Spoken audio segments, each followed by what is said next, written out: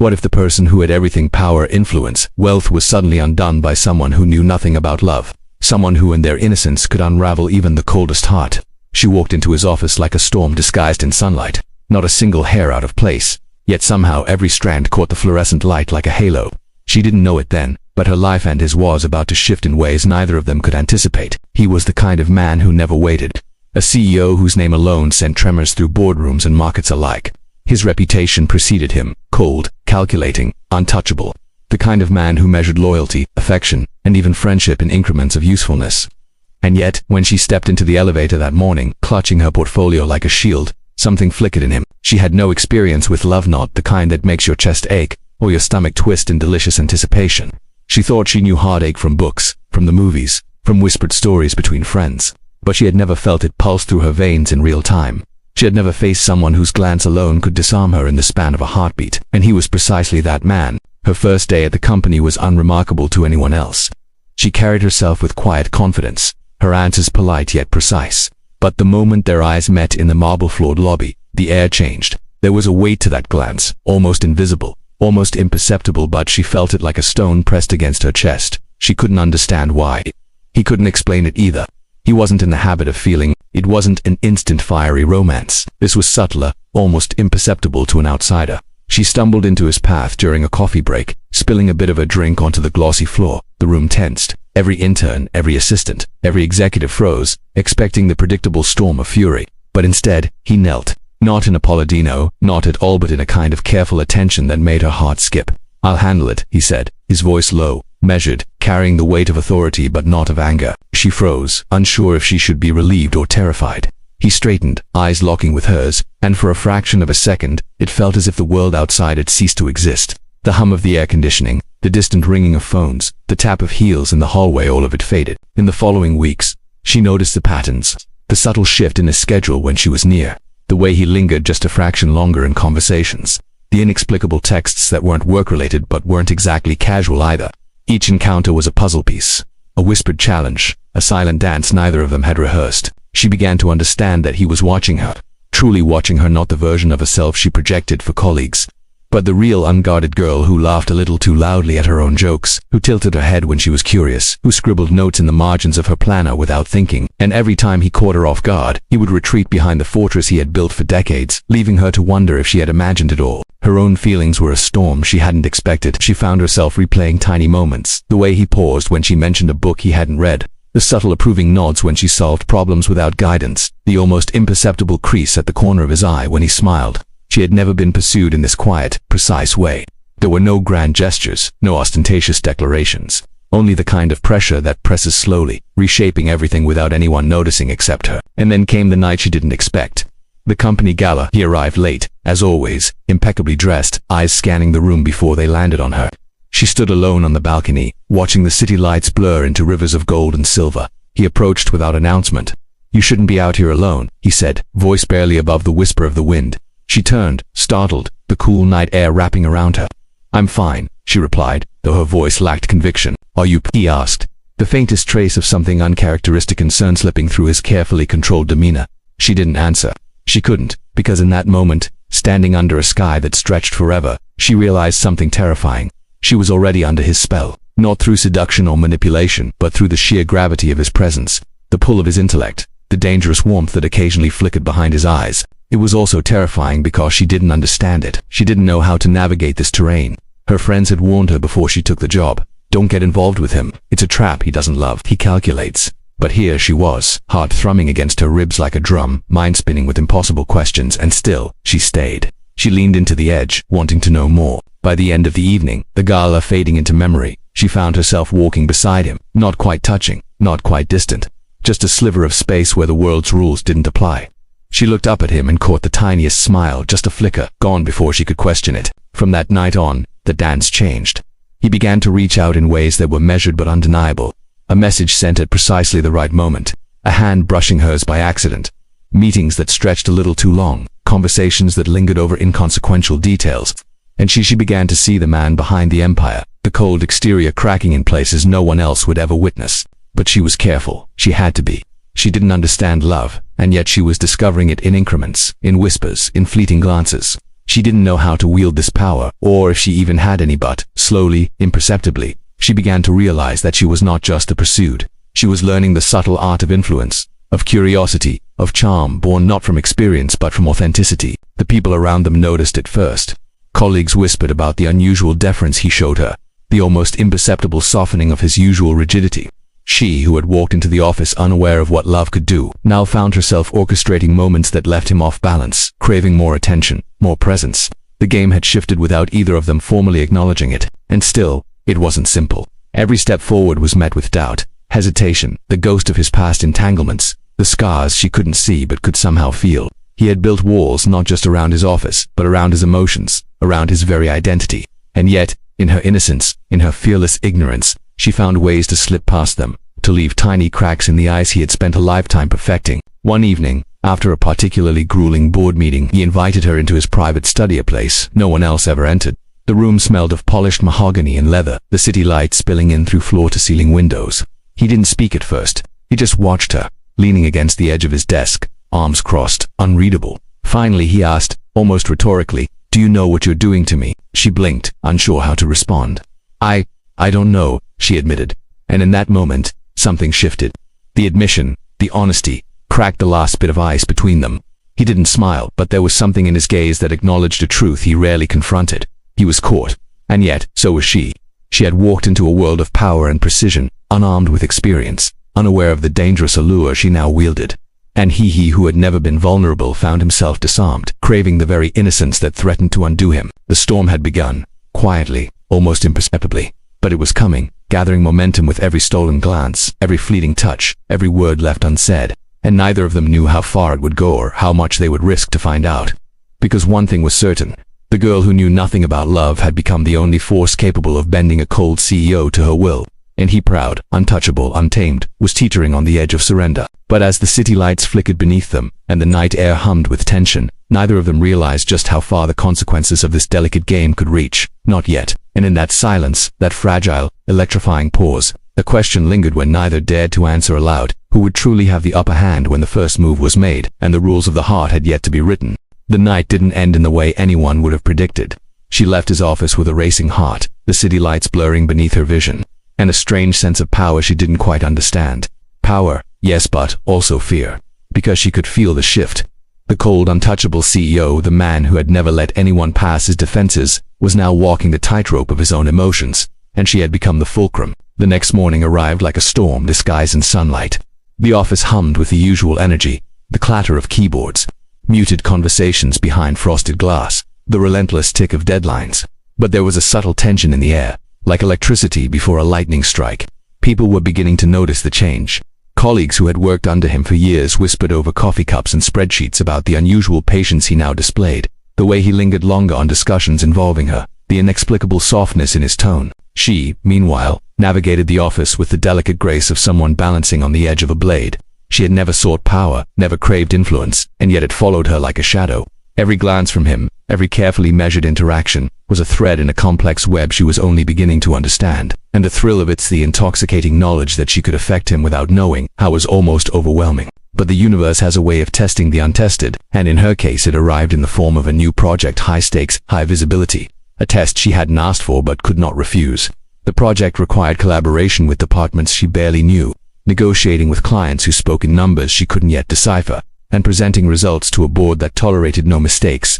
And at the center of it all was him watching, calculating, yet somehow different, less rigid, more human. During the first meeting, she noticed it immediately, the way his eyes lingered on her when she presented her ideas, the subtle nod when she anticipated a question before it was asked, the way he leaned back in his chair, not with his usual guarded detachment, but with a faint, almost imperceptible relaxation. He trusted her, or at least, he allowed himself to appear that way, and trust from a man like him was a dangerous thing. That evening, she stayed late, poring over reports, crafting strategies, rehearsing presentations in the quiet hum of her office. She didn't notice him at first, stepping softly into the room, his presence a weight she hadn't yet grown used to. "You're working late again," he said, voice calm but with an edge that suggested curiosity and, maybe a touch of admiration. "I want it to be perfect," she replied, trying to keep her tone steady, though her pulse betrayed her. He didn't respond immediately. Instead, he leaned against the doorway, silent, watching.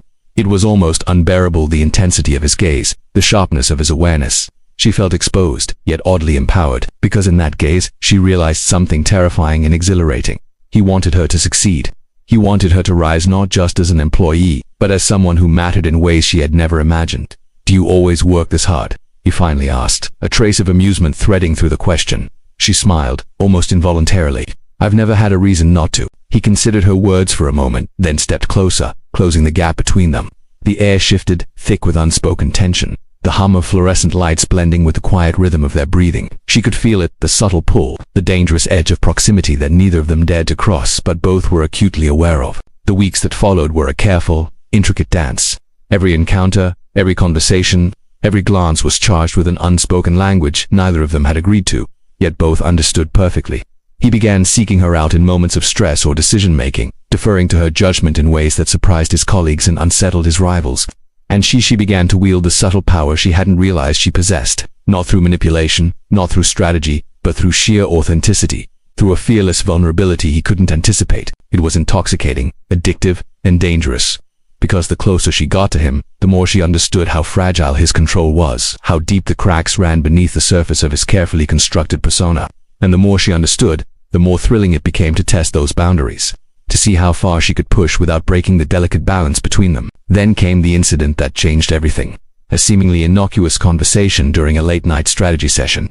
They were reviewing projections, the glow of the city spilling across his office, the world outside reduced to a blur of lights and motion. She had leaned over the table, pointing to a chart, explaining a nuance in the data, when he spoke softly, almost inaudibly, but with a weight that made her pause.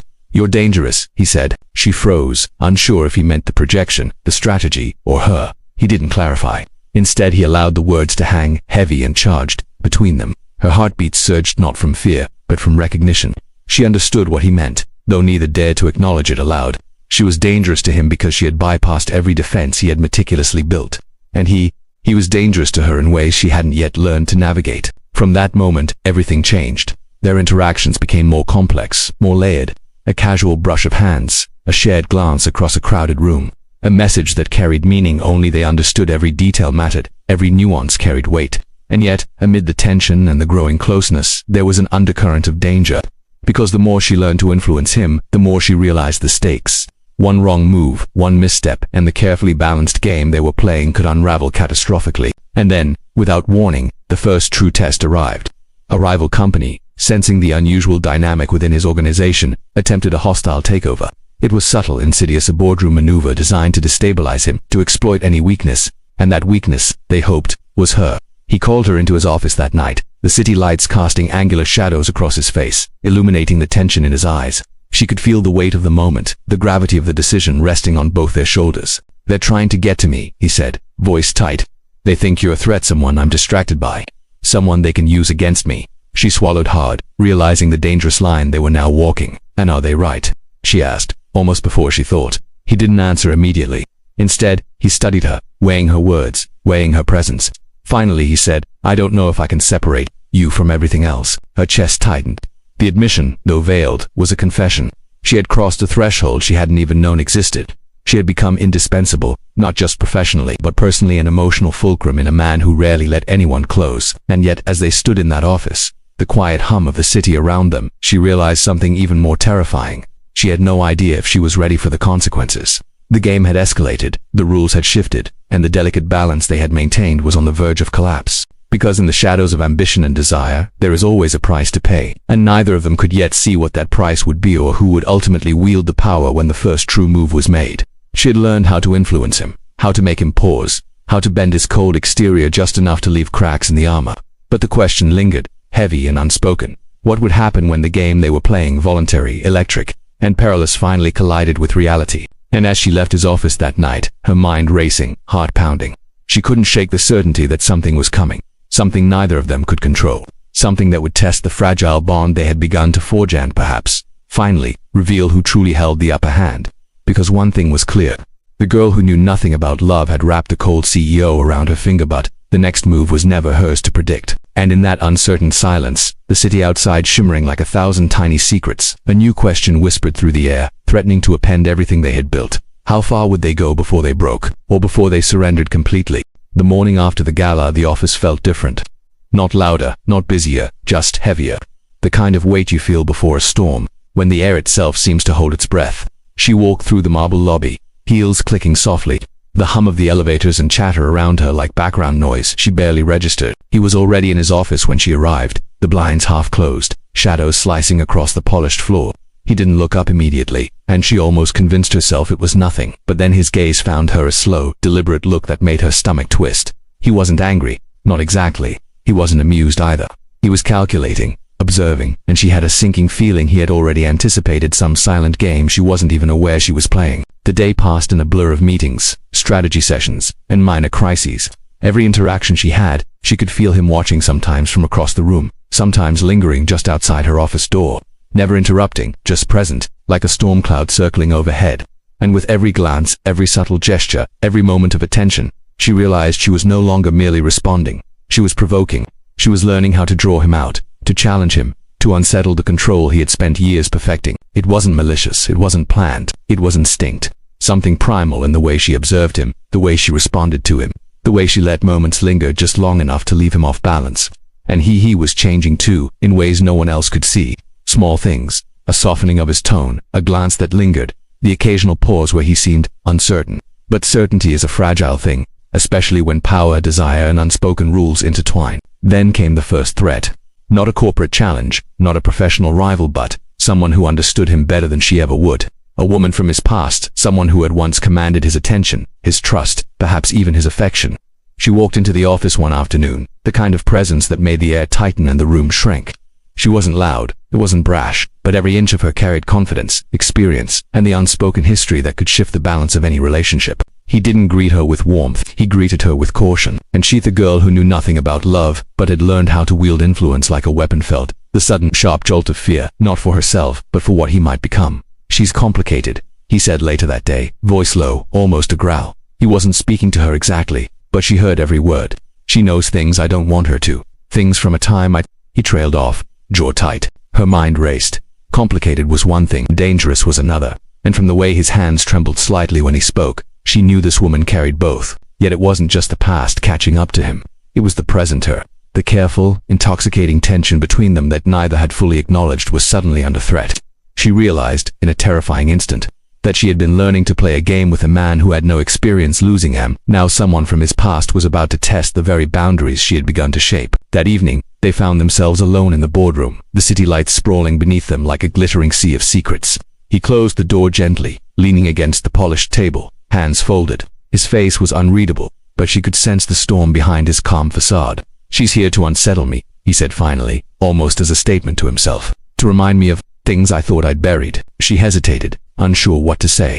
And then she realized she had a choice. She could step back, let the ghost of his past dictate the terms of their connection, or she could step forward, confront it, and prove to both of them that her influence and her understanding of him was not to be underestimated. "I don't know what happened before me," she said carefully, voice steady, eyes locked on his. "But I know this, whatever game she's playing, it doesn't define us. Not unless we let it." He stared at her, the tension in his jaw easing slightly, though the storm in his eyes remained. "You're fearless," he said.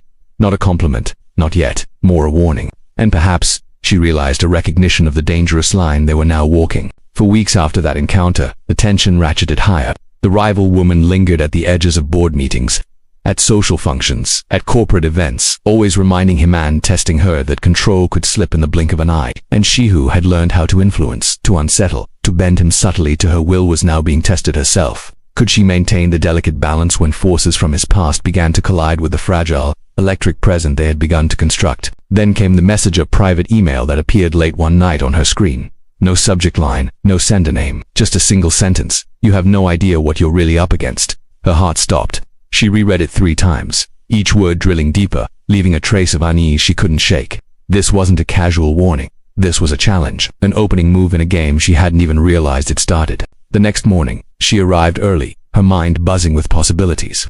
He was already at his desk, eyes focused on something beyond the horizon, posture rigid. He glanced up, and she saw it immediately. The same recognition she had felt the night of the gala, magnified. The recognition of risk, of danger, of the invisible forces circling them both. "You got the message," he said, voice low, more statement than question.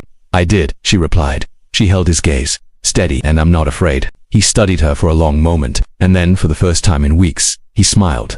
Not the faint, careful smile that lingered on the edges of meetings. Not the approving nod that masked calculation. This was a sharp, predatory smile, a smile that acknowledged the danger, the thrill, and the unspoken contest they were both now engaged in. "You should be," he said finally, and in that instant, the balance shifted again. The storm that had been gathering in the quiet spaces between them, built on stolen glances, careful influence, and the fragile beginnings of desire, was now undeniable. They were no longer simply player and observer. They were opponents, allies, rivals, and conspirators all at once, and neither knew which role would dominate when the game inevitably exploded, because influence has limits, and love, whatever it was between them, was no longer simple. She had learned to wield it, to bend him, to draw him out, but the forces now moving in around them, drawn from the shadows of his past, threatened to undo everything. And as they stood together in the boardroom, the city lights flickering behind him like a warning, she realized something terrifying. She had wrapped the cold CEO around her finger. Yes, but now, the game had expanded, and the first true move, the one that would test the fragile tension between them, was coming. And neither of them would be ready. Because in this world, the heart is always a battlefield. And in the silent, charged moment before the storm, the question remained: who would survive unbroken, and who would finally surrender? The next morning, the office felt different, charged, electric, like a current running just beneath the surface. She could feel it in the air, in the way whispers stopped when she passed, in the subtle tension in the boardroom. Something was about to happen, and everyone could sense it, even if none dared name it aloud. He was already at his desk when she arrived, the blinds casting long, angular shadows across his sharp features. He didn't glance up immediately. He never did. Control was his armor. But this morning she noticed something else, a tightness around his jaw, a subtle shift in posture, a coiled intensity that made her pulse quicken. She slid into a chair, careful to maintain a professional air, though the hum of tension between them was impossible to ignore. He finally looked up, eyes catching hers for just a moment longer than necessary, and in that instant, she knew the game had escalated. "She's here," he said, his voice low, deliberate, not a question, not a warning, a fact, and it carried weight. The rival from his past, the one whose name alone had sent ripples through his carefully constructed life, was stepping into the office today. Not for a meeting, not for a casual visit, but with intent. She could feel it in the way his shoulders tensed, the slight narrowing of his eyes. This wasn't just a ghost from his past. This was a storm, and it had a plan. Minutes later she saw her poised, immaculate, every inch of her radiating confidence and experience. She didn't need to speak to dominate a room. Just her presence shifted the air.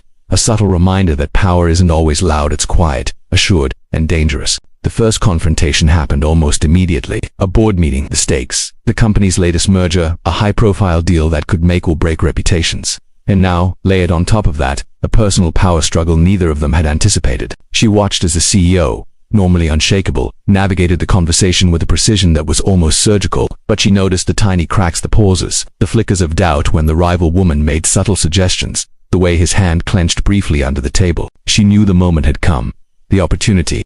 With a calm she didn't feel, she interjected, offering insight that wasn't just clever, it was strategic, elegant, impossible to dismiss. The room went silent, all eyes on her, waiting, and he looked at her, the storm behind his eyes cracking into something raw, unguarded. "You've done your homework," he said, voice low, carrying the weight of unspoken admiration. She didn't smile. Not yet. She had learned that victory wasn't always about celebration, it was about presence, influence, leaving your mark where it mattered most, and she had left hers. But the rival wasn't finished. She leaned forward, voice smooth, polished, challenging every point the CEO made, undermining authority without ever appearing confrontational. And then, with a subtle glance at her, the message was clear: "I see you. I see the bond between you two, and I will test it." The tension in the room was palpable. Deals were discussed, charts reviewed, strategies debated, but beneath it all, a silent war raged. Every word, every pause, every glance carried double meaning. She realized then that this was more than professional rivalry. This was a test of boundaries, influence, and control. After the meeting, the office emptied slowly. She stayed behind, gathering her notes, trying to steady her racing mind.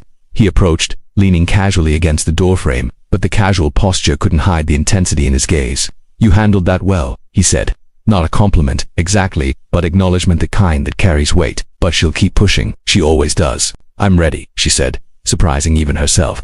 Her voice was steady, confident. "I don't need to fear her." He studied her for a long moment, eyes narrowing slightly. "You're fearless," he repeated. Not praise, not warning, recognition. And in that instant she realized that the balance had shifted again. She wasn't just a participant anymore, she was a player, and he knew it. But power, she learned quickly, has its price. That evening a private message appeared on her phone. No sender name, no subject, just a single sentence. You're in deeper than you realize. Don't let him blind you. Her stomach twisted, not fear, something sharper. She was aware now that the stakes weren't just about strategy or influence, not just about the subtle games they had been playing. This was personal, dangerous, and it was no longer confined to the walls of the office. The next day, the CEO summoned her to his office. The city stretched beneath them, lights twinkling like distant stars, but the room felt small, charged, intimate. He closed the door, leaned against the polished table, and finally allowed himself a rare moment of vulnerability. She's dangerous, he admitted, voice low, almost a growl. Not because she's smart, but because she knows me in ways I thought no one ever could. And I don't know how to handle it. Her heart pounded. She understood exactly what he meant. She had wrapped him around her finger. Yes, but she hadn't just done it through charm or audacity. She had done it by being unafraid, by being genuine, by being herself. And now, that power was being tested. By her, by him, by the ghosts of his past. She stepped closer, closing some of the distance between them, careful to maintain a professional air. Then let's handle it together, she said softly. We're stronger as a team. You and me. He didn't respond immediately. He just watched her, the storm in his eyes colliding with something new: trust, fear, attraction, uncertainty. And then, finally, he said, almost reluctantly, we'll see. The city outside shimmered, indifferent, but inside that office, a storm was gathering, one that neither of them could control. The rival, the unspoken tension, the hidden stakes, all of it was converging. And in the quiet hum of anticipation, she realized something terrifying and thrilling. She had become indispensable to a man who had never let anyone in. And the next move would determine everything, because the game they were playing was no longer subtle. It was on the edge of explosion.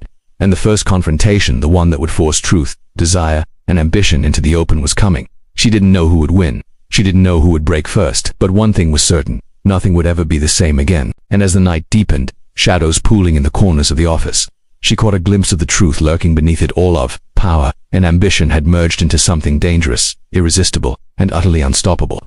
The storm was about to hit. The tension had been building for weeks, stretching thin like a taut wire ready to snap. She felt it in her chest the moment she stepped into the office that morning, the quiet undercurrent of anxiety. The way colleagues moved with careful calculation around her, as if sensing the storm that was about to break. He was already there, at his desk, perfectly composed yet undeniably tense. His eyes flicked up the instant she entered, sharp and calculating, and she noticed it immediately. He was bracing himself.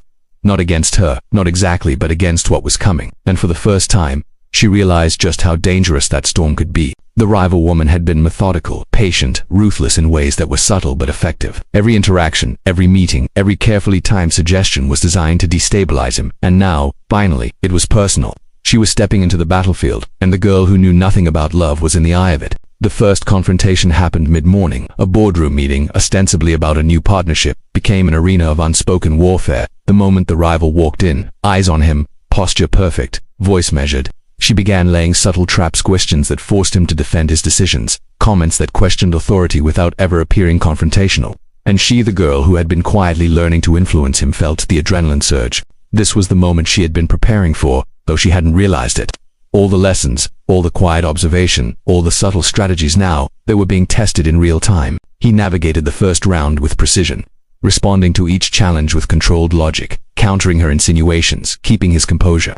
But she noticed the cracks, just the smallest tremor of doubt, the faintest hesitation, the way his jaw tightened when she pressed a point he hadn't anticipated. And then she spoke. Not to him, not to her rival. To the room, calmly, carefully, strategically, every word precise, every glance intentional, every subtle nuance designed to disrupt the rhythm the rival had created. And she did it flawlessly. The room went silent. Even the rival faltered, a micro-expression flashing across her face: surprise, annoyance, recognition of the girl's quiet power. He looked at her, eyes sharp, tension coiling like a spring. You've grown, he said, voice low, almost a growl. Not praise, not warning, but acknowledgement. And beneath it all, she could feel the underlying current: attraction, recognition, admiration, and the first hints of vulnerability. The meeting ended, but the confrontation didn't. Later that evening, she found herself alone in the office, preparing notes for the next day, when he appeared at the doorway. The shadows cast by the city lights stretched across the floor, sharp and angular, framing him like a dark monument of authority. You handled that well, he said, stepping closer. Every movement deliberate, controlled, but you've crossed a line. Her heart raced, not fear, not exactly. Something sharper: excitement, danger, anticipation. I didn't cross it, she replied softly. I simply played the game. He didn't respond immediately. Instead, he circled the room slowly, eyes never leaving hers. The tension was suffocating, charged, a wire strung tight between them. Then he stopped, leaning on the edge of his desk, and whispered, almost to himself, "The game isn't over, not by a long shot, and now, the stakes are higher." Her pulse thundered in her ears. She understood what he meant. The rivalry was no longer just a professional test. It was a personal war, a battle for influence, control, and now, implicitly, hearts. She had begun to understand the dangerous power she held over him and he over her. But neither of them yet grasped just how far the consequences would reach. Later that night, as she left the office, the city lights sprawling beneath her like a river of molten gold, her phone buzzed. A single message, no sender, no context. "Step carefully. Not all of us play fair." Her chest tightened. Not fair alertness, awareness. She understood immediately. This was more than a rivalry, more than an office game. This was a warning. And yet, the thrill of it, the danger was intoxicating. The following days were a blur of strategy sessions, late-night emails, and subtle maneuvering. Every interaction with him carried layers, now professional, emotional, dangerous. She found herself leaning into the tension, testing boundaries, observing the smallest shifts in his expression, the cadence of his voice, the micro-moments where control slipped just enough to reveal vulnerability, and he was changing too. Subtle adjustments in behavior, softened edges, glimpses of emotion he had spent decades hiding. He was drawn to her audacity, her fearlessness, her ability to navigate the game without being ensnared by it. But the rival, methodical, experienced, ruthless, loomed over them both like a shadow neither could ignore. Then came the tipping point. A private dinner, arranged under the guise of strategy, but charged with unspoken tension. The rival had made a movant aggressive maneuver in the merger negotiations, one that could have destabilized him completely. And now, face to face in a quiet, dimly lit restaurant, she and he were forced to confront the unspoken. Loyalty, influence, attraction, and the dangerous pull of emotions neither had fully acknowledged. He leaned forward across the table, eyes intense, fingers tapping lightly against the polished wood. "You've changed everything," he said. "Not just for me, but for the entire company. For everyone around you, and for yourself. But this isn't just about work anymore." Her breath caught. "I know," she replied softly, "and I'm not afraid." He studied her, a storm behind his eyes, a dangerous magnetic pull that made the air between them crackle. "You should be," he whispered, "because I'm not playing by the rules either." And in that instant, everything crystallized. The rivalry, the tension, the attraction, it wasn't just about influence or strategy anymore. It was about hearts, power, control, desire, and the first true collision was inevitable. She left that night with her mind racing, her pulse thunderous, and a terrifying thrill she couldn't ignore. The game had shifted, the stakes were higher, and neither of them could predict the outcome. The storm they had been building in quiet moments, stolen glances, and subtle influence was now approaching full force. And somewhere, in the shadows of ambition and desire, a single truth hung heavy: love, power, and danger had merged into something unstoppably, and the first move that would determine everything was coming. She didn't know who would win. She didn't know who would break first, but one thing was certain: nothing would ever be the same again. The boardroom, the office, the city, they were all just pieces on a chessboard, and the next move would decide who controlled the game, and who would pay the price. The storm had been building for months, quiet at first, then insistent, until every interaction, every glance, every word between them carried the weight of inevitability. The office, the boardrooms, the city skyline, all of it had become a backdrop to a game that was no longer about strategy or influence alone. It was about hearts, control, desire, and now resolution. The final confrontation came unexpectedly. Late one evening, the office empty except for the faint hum of fluorescent lights, she found him in his private study. The air was thick with tension, shadows stretching across polished surfaces, reflecting the sharp angles of the city outside. No words had been exchanged all day, yet they both knew what was coming. He stood by the window, gaze fixed on the horizon, jaw tight. She stepped forward, heart pounding, voice steady despite the storm inside. "We can't keep doing this tension, this game, not like this." He didn't turn immediately. Then, slowly, he faced her, and she saw their vulnerability hidden behind years of control. The raw truth he had tried to bury beneath power and precision. "I don't know how to do this," he admitted. "How to feel this and still be myself. How to let you in without losing control." She took a careful step closer, the city lights framing her in gold. "You don't have to control everything," she said softly. "You just have to be honest. With me, and with yourself." The silence that followed was deafening, stretched taut with unspoken words. And then, finally, he closed the distance between them, not with force but with intention, a single hand brushing hers. The warmth of contact was electric, breaking through the barriers both had built. "I can't promise it will be easy," he murmured, eyes locked on hers, "but I want to try. With you." She felt the weight of that confession settle over her, mingling fear and exhilaration in equal measure. "Then we'll do it together," she replied, voice steady, heart open. "No games, no walls, just us. For the first time, the tension between them eased, not completely, not magically, but enough. Enough to allow something real, something fragile but undeniable, to exist.